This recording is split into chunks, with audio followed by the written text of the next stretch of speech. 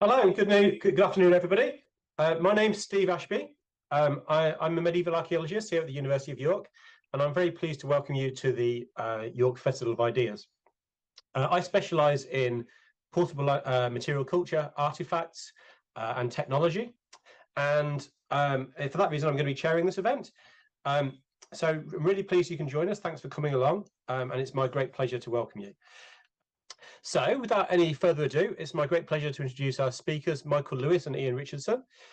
Michael is head of Portable Antiquities and Treasure at the British Museum, and he's a visiting professor at the University of Reading and the University of Helsinki, and a great friend of us here at York as well.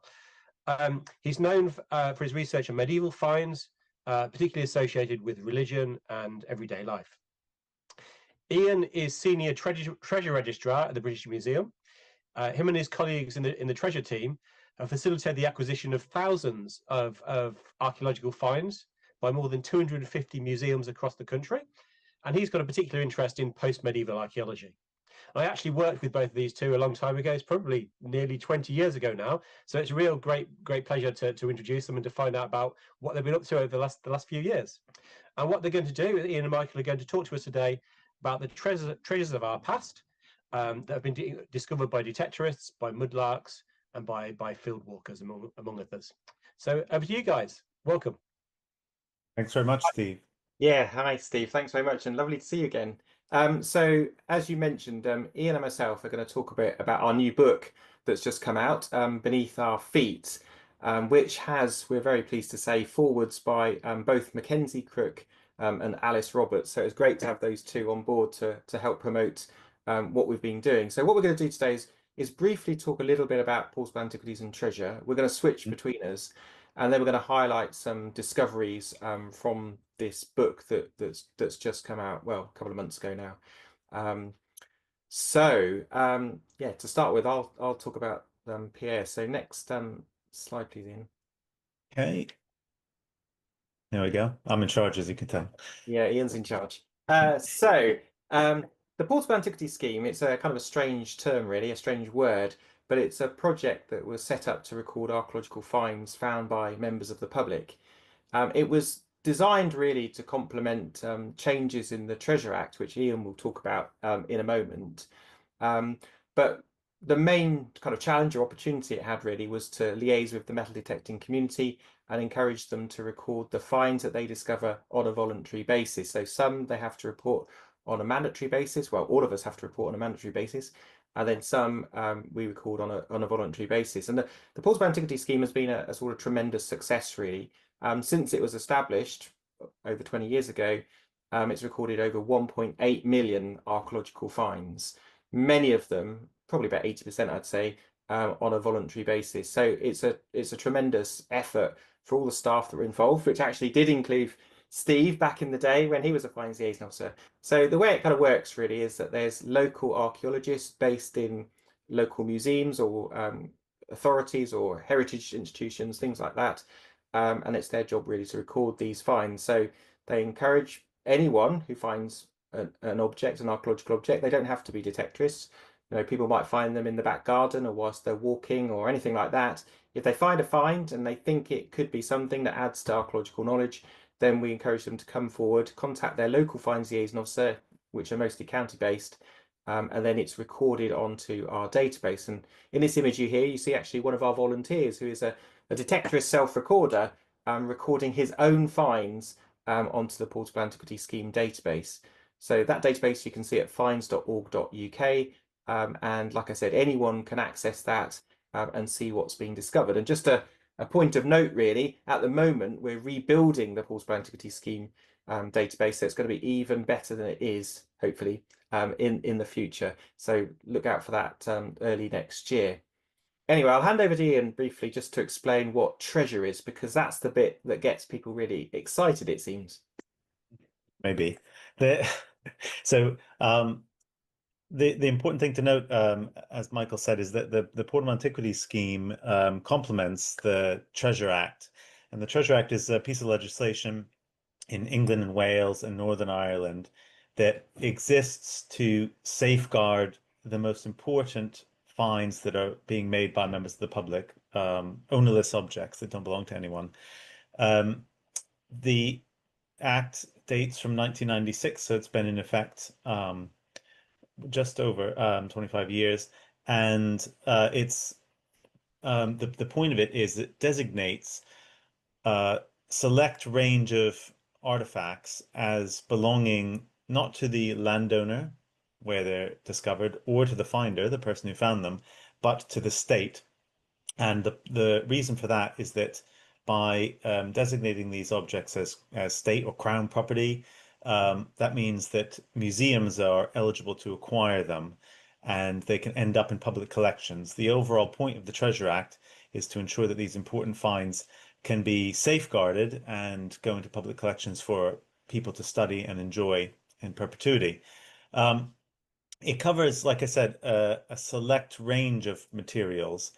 Broadly speaking, if you find something that's made of 10% gold or silver and more than 300 years old, then it qualifies as treasure and there's a legal obligation to report it. If you find a hoard of 2 or more precious metal coins or 10 or more base metal coins that are older than 300 years old, they're also treasure. And prehistoric base metal assemblages are also treasure.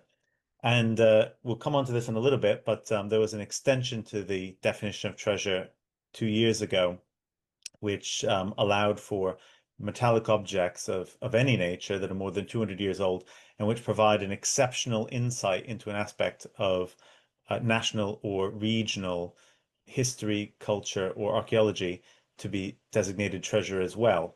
And very briefly, the way that the process works is you find something that is probably treasure, you have a legal obligation to report it to the coroner in the area where it was found. That's normally done via our colleagues in the Portable Antiquities Scheme, so via the local finds liaison officer. If the object is deemed treasure, then a museum is able to acquire it, and the finder and landowner will receive a reward normally that has to be funded by the museum that acquires treasure. Now, we get, it's going up year on year, but roughly 1,400 to 1,500 treasure finds a year reported to us, and a majority of those are actually not wanted by museums. So they get what's called disclaimed by the state and returned to the finder or landowner. But for those roughly sort of 40% that museums do want, there's an independent committee that sets a market value of the find, and then the museum has to raise the money for that to enable the acquisition, and then the reward that gets paid as a reward to the finder and landowner. So the idea is that people who find this material and on whose land it was found are treated fairly by the state, and they shouldn't feel that they're being shortchanged in any way by following the law versus trying to sell it illegally. And hopefully that encourages them to come forward with these finds. And we think it's been pretty successful. There are, of course, some rogue parties out there who haven't reported their treasure finds. You may have read about some of these in the news, but there's legal penalties for not doing so. It's a very complicated process, and it involves a lot of people, both locally, the finds liaison officers at local museums, coroners' offices, but also at the national museums in Wales, Northern Ireland, and at the British Museum. And it's a key piece of heritage legislation. So next, we're going to talk about a few case studies from the book. Just before we go into the first one, we wanted to briefly touch on why we wrote this book anyway, after all these years. I think as Steve highlighted in his introduction, both Michael and I have been involved in Portable Antiquities and Treasure for quite a few years now, almost from the start in Michael's case. And we've encountered a huge number of really interesting finds. We've been really privileged in both the material that we've had access to and has come through our hands as part of the treasure process, but also as non-treasure finds, and also in the people that we've built up relationships with and been introduced to. And that includes members of the public, but also the experts, again, at the national museums and locally. And I mean, from my point of view, we wanted to find a way to try to highlight the enormity of this work that's going on, all the people involved in it, all the fascinating range of material that's being discovered by members of the public, and all the passion that goes into ensuring that these finds are recorded so that people can appreciate them, and that some of them end up in museums. I don't know if Michael had any more thoughts about that, but his case is next. Yeah, well, I mean, I suppose one thing that we haven't said, which is probably quite important, is the Portable Antiquities Scheme and the treasure legislation is quite unique in this country compared with elsewhere in Europe and the world.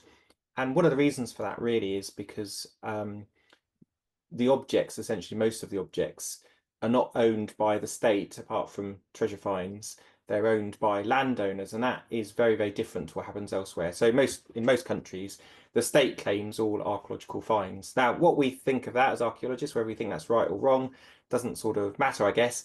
But it does mean that a different process has had to be developed to ensure that that happens. I think most people who are archaeologists would say these objects should all go into museums, and that's that.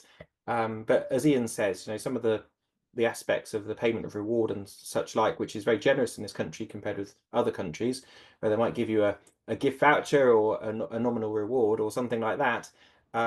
Yeah, there's as you'll see in a bit, there can be kind of quite large amounts of money that's paid for these objects. And I think we have to remember that it's for the museums to raise that money, and it's also for the taxpayer to pay it some way.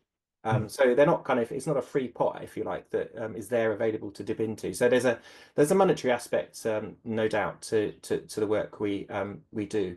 But like Ian said, yeah, we're indebted to loads of people that have helped us in producing this book. It's not just us that have done it, although it's our names on the cover.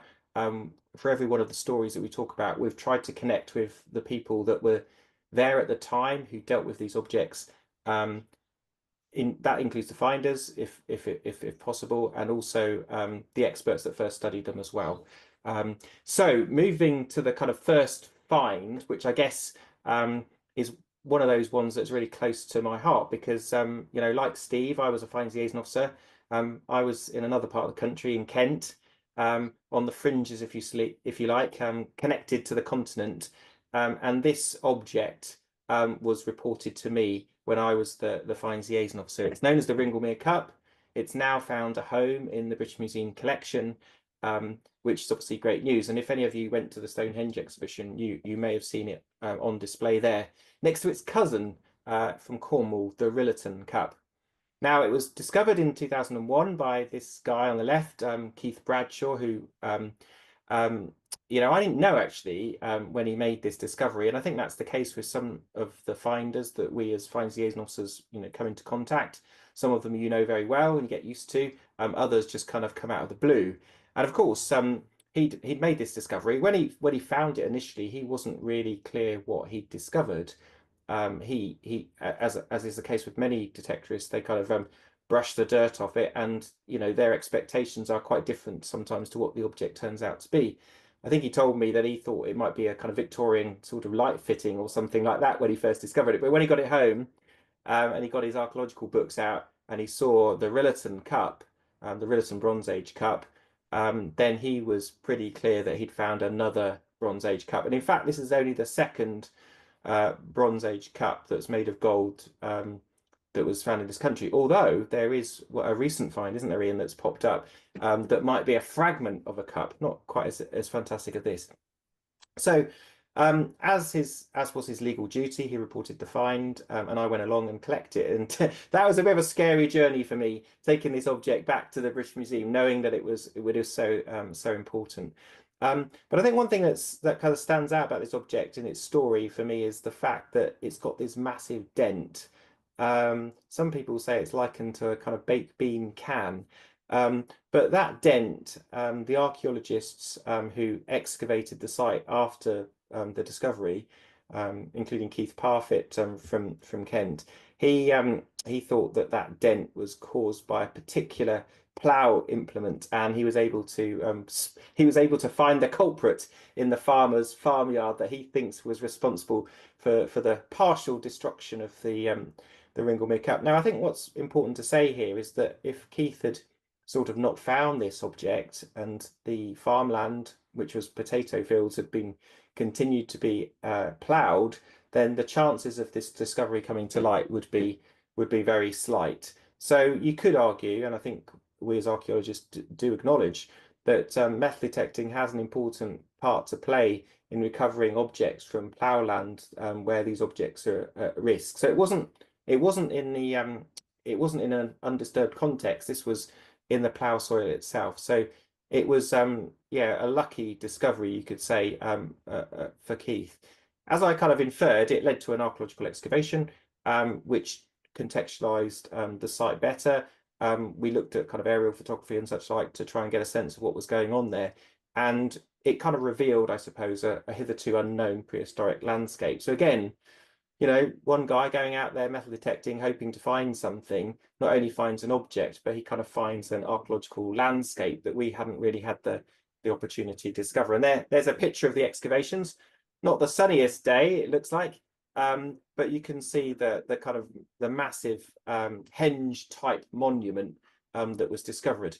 Now, one last thing I'll say about the Ringlemere Cup before I hand over is that you know, how was it used? You know, why was it used in the ways we think it was as well? I mean, have you noticed that it has a kind of rounded base, and that means the object can't stand on its own.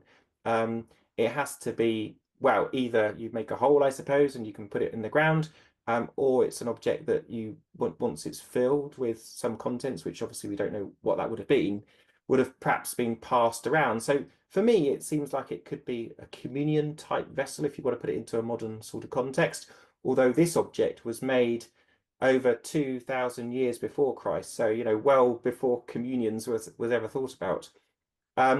So maybe it was maybe it had a liquid in it that was alcoholic or herbal or something like that. But you can imagine people perhaps passing this vessel amongst themselves in some sort of ritual, drinking from these liquids in that communion type ideal. But another thing that is pretty amazing about this object is when you handle it, and I have handled it, it gets very, very warm very, very quickly. And you can imagine that kind of sensual aspect of this object being really, really important in terms of the ritual activity that the people in the past performed with it, even if we don't know exactly what those rituals were, but a fascinating and beautifully created object, actually. Thanks. So the next case that we want to talk about is interesting for lots of reasons. Some of you may recognize the name Rydale.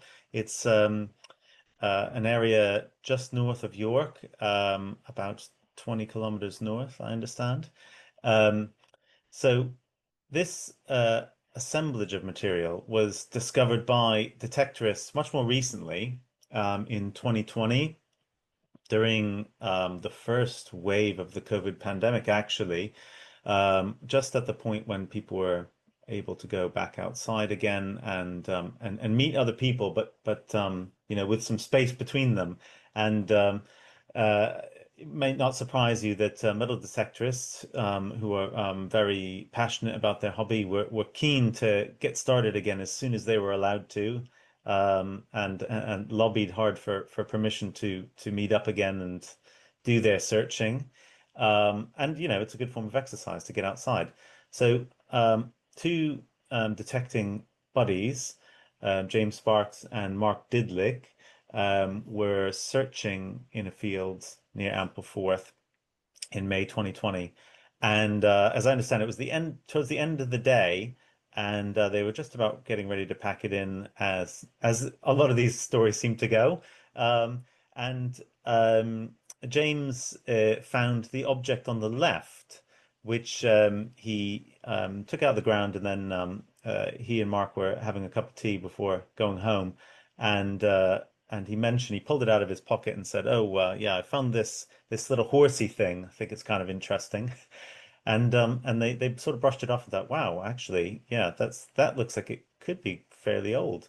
So they went back to the area where that was found, and they did a bit more searching. The next thing they found was what they thought was a tin sheet, but it was actually a sheet of bronze. And then they found this magnificent bust, a face which, you know, has these haunting eyes looking right back at them. And they knew that that was something special. So they recovered that and two other artifacts and took them back home. And this is the group. So in addition to the bust and the horsey thing, there's also this massive conical shaped object and another foresection of a horse.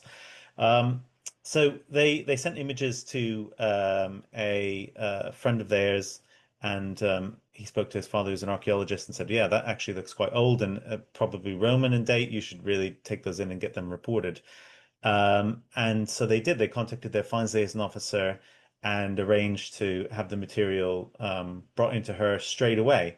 Now, there was no legal obligation for them to do this because, unlike with the Ringlemere Cup, which is gold, and the finder had to report, with this material, it's Roman in date, as I said, and the two finders and also in conjunction with the landowner, they could have done with it what they wanted to, and that's a development in the story that we'll come to.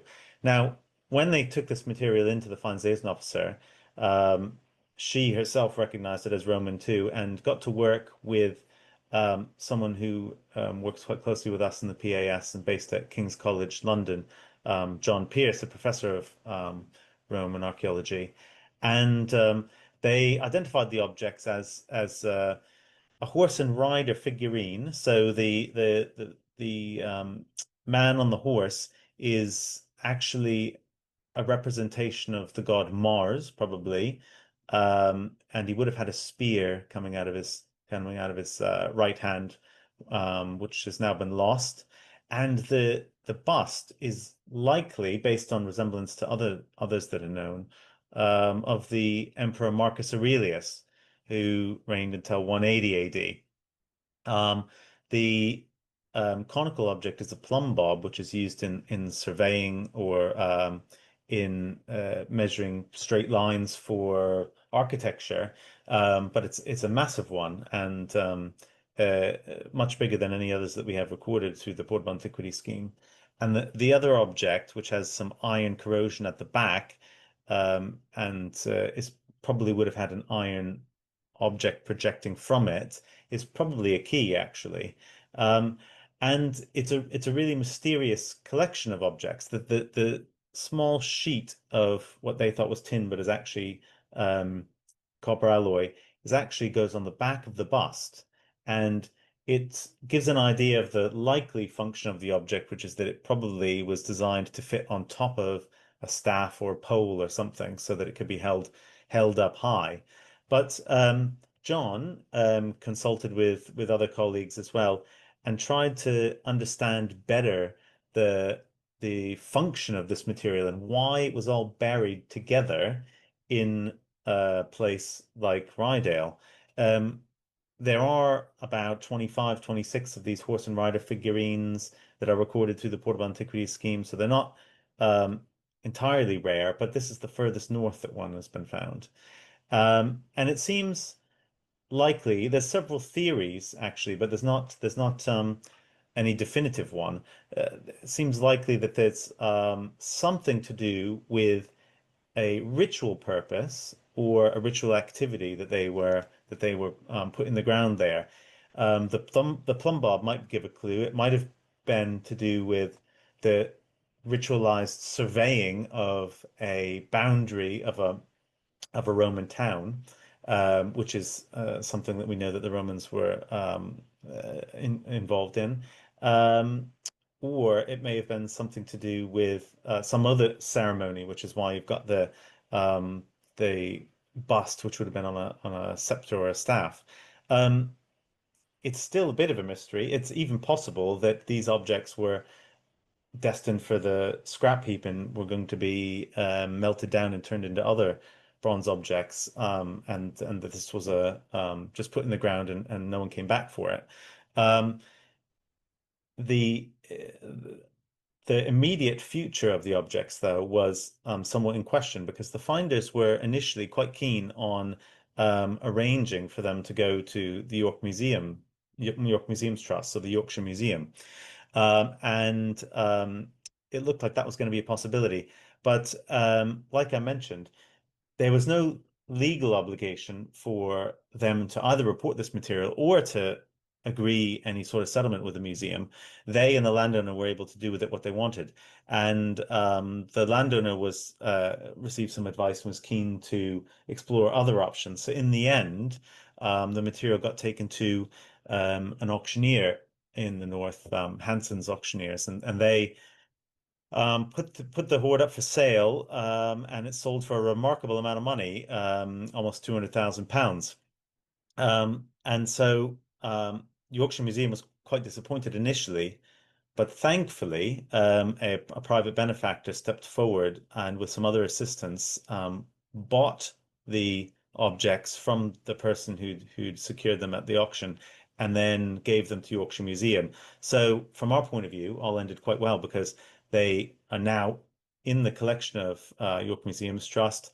And when they went there, they organized a fantastic little exhibition on the potential reasons for the deposit of this material and what they were used for, why they'd gone in the ground, and it invited interpretation from lots of visitors and students who came in to study the material. And I'm sure it will be an important collection going forward. And it's also it was a useful example at the time that it was found because the government was at that time finalizing the process of a consultation on the Treasure Act and the code of practice that accompanies it. And as I mentioned before, we've had this now extension to the definition of what constitutes treasure, which includes objects that are made of any type of metal and more than 200 years old, and which provide an exceptional insight into an aspect of our archaeology or culture or history. And so this was very timely when it came through because the government's consultation launched only a year later, and we were able to use this example along with some others that were known from previously as something that, if there had been the ability to capture it under the Treasure Act and ensure that it would end up in a public collection, we think most people would have been on board with it. As I say, fortunately, it ended up in York Museum, but it wasn't necessarily the case. In the future, assemblages like this have more safeguarding, so we're happy with that. Right, I better move on. Sorry. Hey, this is probably one of the finds in the book that I most like actually. The Chew Valley Hoard. It's another kind of sort of pre-COVID, or well, this one's pre-COVID 2019. It was found by a number of detectorists, but the kind of front man, if you like, is has been Adam Staples, who's pictured here. Now it hit the headlines for probably not the reasons that archaeologists would kind of highlight, and that is the fact that it's the most money that's ever paid for a treasure award. It was £4.3 million. So we'll brush over that kind of quickly because that is a terrific amount of money, of course, which was shared between the landowner and 7 detectorists. But from an archaeological perspective, the Chew Valley Hoard is much more important than that. I mean, obviously, the reason why some of these hoards are so valuable is not only because of the fact that they're either gold or silver, but in terms of numismatics, it's because of the uniqueness of certain types of coins. And in this hoard, there was a couple that I'll talk about in a bit that were particularly unique. But as a mass of over 2,500 silver coins, it is a large coin hoard for the period, which is the 1066 period, which again is pretty dear to my heart.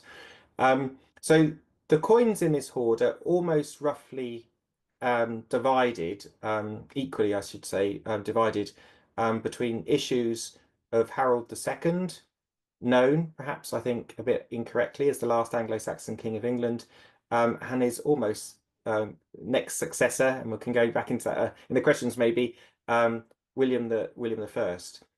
They were found in this area, Chew Valley, which is kind of, I suppose, historically sort of Somerset, by these detectorists, and their story is an amazing one as well, because they were essentially meeting up to try out their new detecting machines. Adam and his then partner were living in Lincolnshire, and the other group were in Bristol, and they just found a common place where they had permission to go and try out these new machines that they got.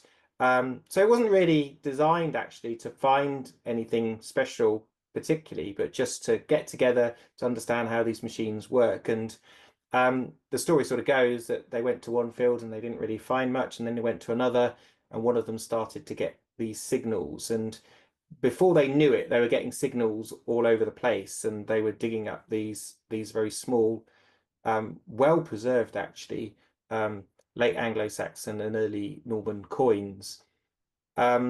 It seems that the whole hoard had been destroyed or out of context by the plough, and they were scattered. And Adam said to me that it was like a comet, how they were scattered across the landscape. They tried to contact archaeologists to see if they could come out and do an excavation there and then, but obviously, as these things are at weekends and such like, that wasn't possible. So they were asked to kind of make sure they understood where these coins were from, and bag them up appropriately, and then pass them to the archaeologists. And if anything was in situ, then they should obviously stop and leave it there. But they felt that most of it was in the plough zone. There was no evidence of a container or anything like that. We think that they probably would have been buried in leather bags or such like. But why they were buried in the ground, I think, is one of the most kind of interesting aspects. I mean, we can theorize about it, but this one kind of fits into a historical narrative, which is quite interesting, in that they were buried, obviously, at the aftermath of the Norman conquest. We're thinking about probably 1068. And when people think about the Norman conquest of England, they think of Harold being killed at the Battle of Hastings and William becoming king, and the whole of the kingdom kind of saying, well, that was a bit of a disaster, but it's nothing much we can do about it at all. But the reality actually was very different. And if you go into the kind of historical chronicles, they talk about a lot of unrest in different parts of the country. And one of those areas where there was particular unrest was in the southwest of the country. In fact, Exeter is named in the Anglo-Saxon Chronicle as the first place that resisted the Norman invaders. It seems that this kind of resistance, local resistance in that case, was provided by Harold's mother. She was resident in the area, and she invited Harold's sons to come over from Ireland and come into England, probably with some idea that they would either take some territory or even perhaps inevitably take the kingdom back for the Godwin family. Obviously, that didn't happen. And in fact, the Chronicle is a bit kind of, I suppose, a bit blunt about their efforts, in that they basically did a lot of raiding. They took some treasures, and then they basically cleared off back to Ireland. So this was happening all over the country.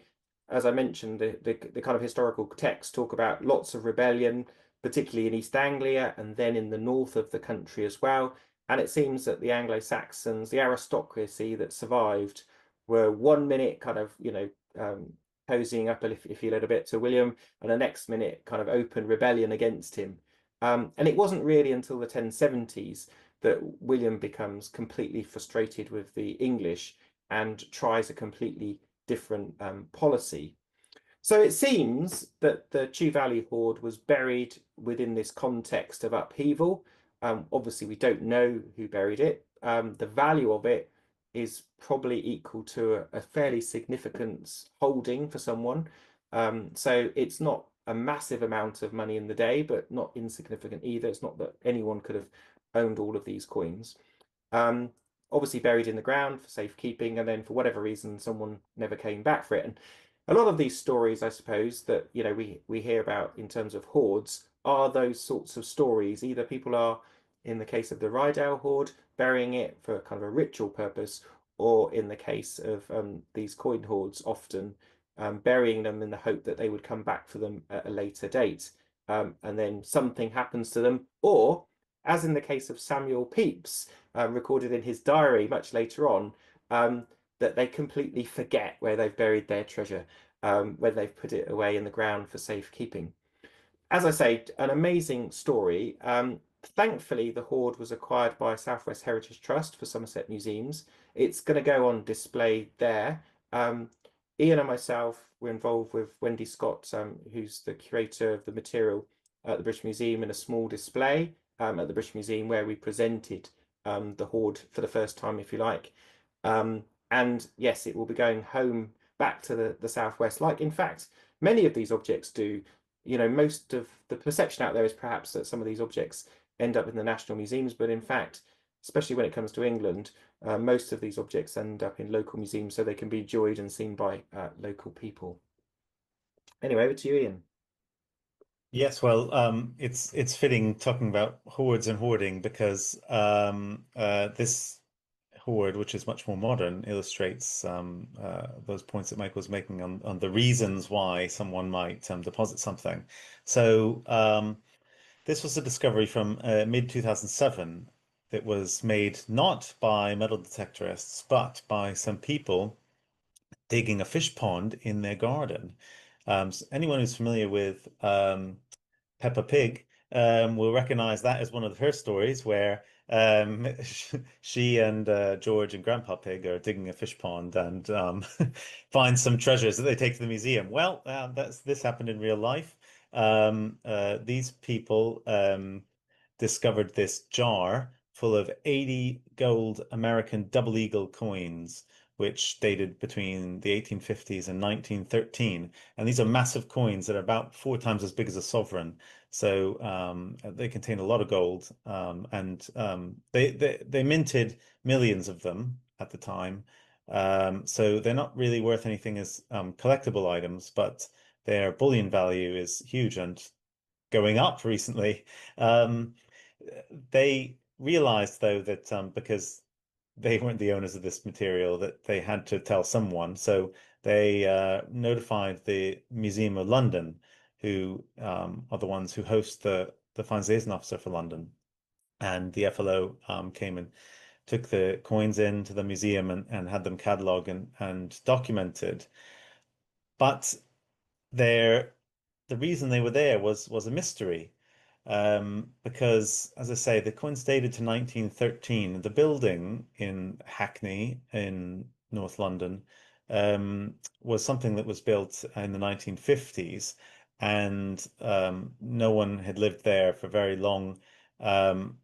They tried to trace back the ownership of the property at the time, but it had had lots of residents move in and out, and there was speculation, for instance, that, could they have been brought over by an American soldier in the First World War who left the coins and then went off to fight in on the Western Front and never came back, something like that. But it was unclear, and so there was a lot of research that went into it. An expert on the type of this glass jar, this Kilner jar, was consulted, and her opinion actually was that it was probably a bit later in date, so not from sort of 1913, but the 1930s. And we were soon to discover that that made a lot of sense. The coins had to be reported under the Treasure Act because although they're much more recent than 300 years old, they fall under a quirk in the legislation where if a discovery is made of a substantial amount of precious metal, which is more than 50% precious metal, and its original owner is unknown, and it is deemed to have been hidden with a deliberate intention of future recovery, then it constitutes treasure by virtue of the previous common law of treasure trove, which is an old medieval law. And this discovery seemed to fit those criteria, certainly because it's made of a substantial amount of precious metal and was fairly clearly put in the ground to be retrieved by someone who never came back. The big question was, could the original owner be identified? So it was reported to the coroner, and the coroner opened an inquest and invited a public response to that. And several people got in touch, but the most useful contribution was by a local person, actually, who also lived in Hackney, who found an article in the Times archives about a treasure trove inquest from the 1950s, which touched on a remarkably similar collection of gold coins. And in that case, 82 coins, but found in a similar location in Hackney.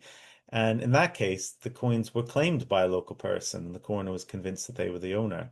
And so we pursued any documentation about that original case, and it led us to a fascinating discovery, which is that the coins belonged to a gentleman called Martin Sulzbacher, who was a German Jewish refugee who'd come over with his family from Germany just before Kristallnacht in 1938, escaping the Nazis, and moved in with family in Hackney in North London. But he had, in addition to those trials and tribulations, he had a lot more difficulties in store. And that's because when the Second World War started, and then when the Germans were quite successful in the Low Countries and in France, there was a big fear of an invasion, of course. And so anyone who was deemed an potential enemy agent, and that included almost all people of German, Italian, or Austrian citizenship, were interned in some form or another. Some were just under a sort of house arrest, effectively, but many were put in internment camps in places like the Isle of Man. And that's what happened to Martin Sulzbacher. He was sent to the Isle of Man initially, separated from his wife and children. And then he was sent abroad, initially he was destined to a camp in Canada, but that ship that he was on was torpedoed in the Irish Sea.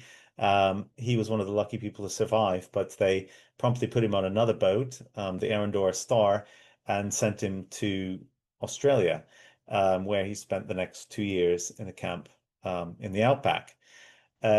Whilst he was there, his parents and brother and sister, who'd were under this more informal form of house arrest in the back in North London, were worried themselves about a Nazi invasion, and so they went to his safe deposit box and took out all of the money that he'd brought with him, the gold that he brought with him from Germany, because he'd been a banker in Frankfurt, and they hid it in the garden.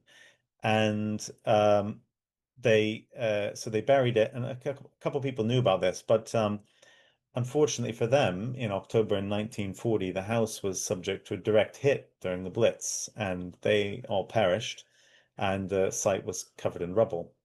So that was obviously a big tragedy for the family. Thankfully for Martin Sulzbacher, he was eventually released and managed to come back home to London in the mid-1940s, just before the war ended. He initially hired some people to try to search through the property for his money, because he learned from neighbors that it had likely been removed from the safe deposit box and buried, but he couldn't find anything. So he gave up hope and relocated to Golders Green, another area of North London. And so it was to his relief and surprise that when the condemned property was bought by the government and then redeveloped into some other housing in the 1950s, and that eventually all the rubble was cleared away, workmen discovered this initial lot of 82 gold coins. He got word of that, went to the coroner's court and claimed the coins. At that time, there were laws in place that prevented you from owning a bullion, and so he had to promptly sell it at what was deemed a fairly derisory exchange rate with the government. But he did get some money out of it, but he never lived to see the remainder of the coins found. Fortunately, however, his son, Max Sulzbacher, who's the gentleman here illustrated on the slide, had published this story through the Jewish Chronicle newspaper, and we had a colleague in the University College London who had contacts with the community and was able to reach out to Max, and he was able to come over in 2009 by this time that the treasure case was being concluded in the coroner's court, and he was able to claim the latest discovery of coins as it's the rightful heir of Martin Sulzbacher. And rather fittingly, he with the coins, he did take them, and he gave a reward to the finders, a small reward to the finders. He gave one of the coins and the jar and the papers that they were wrapped in to the Hackney Museum, where they're still on display. And he used the proceeds in the sale of the other coins to repair gravestones of his family in North London. So it's quite a fascinating story. It's not the typical sort of thing that we encounter in our jobs, but one that we always like to tell, and is detailed in more intricate manner in the book. So we hope that this gives a little bit of a flavor of things we have in here. We cover material from the Stone Age all the way up to the Hackney Hoard. And as you've seen a little bit here, things that are made of both fantastic precious metals and base metals, or even organic material that's much more common. And I hope you find it very interesting. I hope it's encouraged you a little bit to buy the book. Yeah, thanks very much, Michael and Ian. That was great, really fantastic. And some stories I was familiar with, some less so. That's great. So yeah, we have one or two questions coming in. If anything does occur to you you'd like to find out more about, please just write it in the Q&A. If you click Q&A at the bottom of the screen, you'll be able to put something up. And we'll try and get through as many as we can. Otherwise, you'll have to listen to us just having a general chat, because I've got lots of things I can ask, I'm sure. We have one to start off coming with already. Did you notice a surge in finds following the Detectorists TV show? And this anonymous attendee has just finished watching it recently and said it was a joy to watch. And then Mackenzie Crook has got a preface, hasn't he, in the book? Yeah, so Mackenzie, he is a detectorist actually, and he does record his finds with the Portable Antiquities Scheme. And in the preface of the book, he does mention a treasure find actually that he discovered.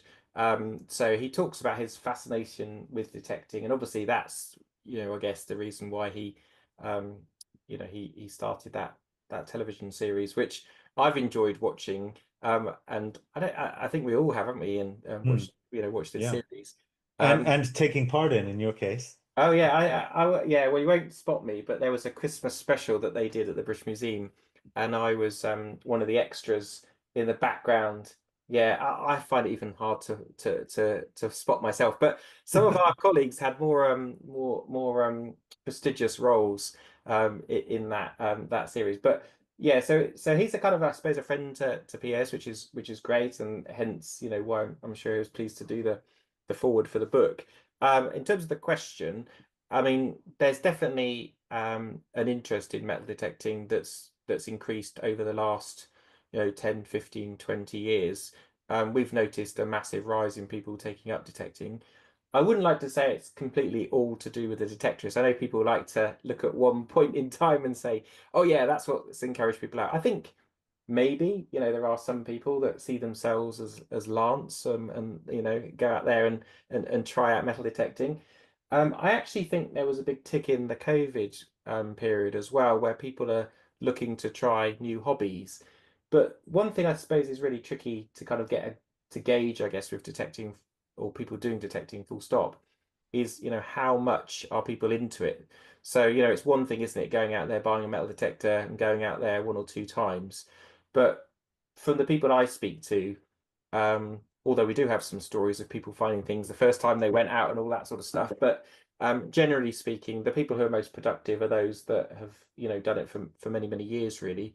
They've investigated the sites, they've put in the hours of going over ground, they've gone out with all sorts of weather when the ground is so hard or so muddy or whatever, like that. So although it's you know, it's a hobby that's taken up by a lot of people, and I think the machines have got a lot lighter than they used to be back in the day, Steve. But nowadays, yeah, nowadays I still think that you have to have that sort of driving passion to go out there all of the time and spend hours in a field and not find anything much in the hope that you might find something a bit more exciting on another occasion. So the finds liaison officers are saying, yeah, definitely an uptick. Some people mention the detectorists, other people mention kind of COVID, but I think there's just a lot of factors really that have seen that hobby increase. Yeah, we do have a lot of people who tell us too that they've gone out and tried it and realized how difficult it is and given up right away. And I mean, I suppose one of the metrics that we could use is we could use the number of treasure cases that are reported every year, which, you know, as I said, is going upwards now. After plateauing for a few years, it's on the uptick again, because those, of course, are finds that people have to report, and so you can assume that more is being found. But whether that's, you know, existing groups of detectorists getting better, or, you know, finds liaison officers getting more efficient at processing things at speed, it's difficult to unpick a lot of that, isn't it? And then there's the issue with, we should probably mention that when someone goes out to search, we're quite, as Michael said, quite liberal in this country, where many other countries are very restrictive in terms of owning a detector or using it to look for archaeology, or how you might be permitted to go and search for archaeology with a detector. But here you can essentially search anywhere that's not a protected historical site, so a scheduled monument or such. But also you have to have the landowner's permission. That's explicit. And every bit of land in this country is owned by someone or some organization, even bits that you might think are public land or common land, or some bits of land are called no man's land, but they're all owned by somebody, and you have to have that person's or body's permission to search for or to dig up archaeology. And I think that's difficult for people to obtain sometimes. But what we've seen a lot of in recent years too is that there's a lot of communities online where they organize events where someone will secure permission, and then people piggyback on that and go detecting together, which I think has been quite popular. Yeah. Right. Okay. And we've got 3 or 4 questions, so we maybe just try and get through as many as we can quite quickly. It'd be quite nice. I think they're all quite brief questions, actually. All right, Steve. Sorry about that. Yeah. No, Get that's the point. okay. No, that was a question which led to a story. So that's fine. Is the amount of money paid to treasure finders and landowners made public? Yes, it's published in the Treasure Annual Report. After they usually are published about 2 years in arrears, so we can include as many resolved cases as possible. But yes. Yeah, and if I remember right, the press usually makes a good guess that everything is £1 million as well. So That's right. so we ignore that first. Has the Ringlemere Cup been recreated, for example, virtually? Yes, they did do a virtual. I'm just looking at the book now because I'm sure we had a picture of it recreated in there. I'm just checking because I don't want to say that and it doesn't exist, but certainly on the object records that you can view on the kind of BM website, it does show the cup how it would have looked, and it's weird. Oh, yeah, Really. it's in It there. looks. Yeah. Oh yeah, it looks. Oh yeah, we've got a little pic. I don't know if you can see it there. There's a little kind of recreation of it there. You see. Um, it looks really different, I've got to say, in that recreation than in life. You know, even in I can't imagine it. It looks much more kind of elongated than that it seems to me that it should be. But anyway, that was a reconstruction that was done of it just to try and give a sense of what it's like. I mean, as just a side point to that, as you probably appreciate, that although that damage is very likely done by the plough, nowadays it's not normal practice to kind of try and restore objects back to how they were or what they were like in the belief that mostly the kind of afterlife, if you like, of that object, all that kind of is part of its kind of story, the object biography. So generally speaking, things aren't ever resurrected like they used to be, I suppose. Great, thank you. We've got just a couple left, which I think have been designed deliberately to subvert the timekeeping, because these both lead to quite good answers. But have you highlighted the finds of mudlarks in your book? Yes. Yeah, mudlarking. Yeah, mudlarking comes up Give me a quite bit a bit, more than actually. that. I think the thing with mudlarking, which is, just to expand slightly, is that the types of objects that come up through mudlarking, particularly on the foreshore in London, which is where most of them do come from, are a different sort of material culture. Most of the detectorists obviously are finding metal finds, and they are of a kind of a type that you find across most of the country, although obviously there are differences in different periods and stuff like that. But generally speaking, there's a certain look of the archaeology across the country. But when it comes to the Thames foreshore, the range of objects, albeit a lot of them are later, but not necessarily so, open up themselves to a lot more organic materials as well, and pottery and other sorts of objects. And we do highlight in the book, because there are some fascinating foreshore finds. And of course, there's a wonderful, we should plug it, there's a wonderful exhibition at the moment at the Museum of London, or the London Museum as it's now called, on mudlarking, which does again kind of profile the Portable Antiquities Scheme and the work that we do in London.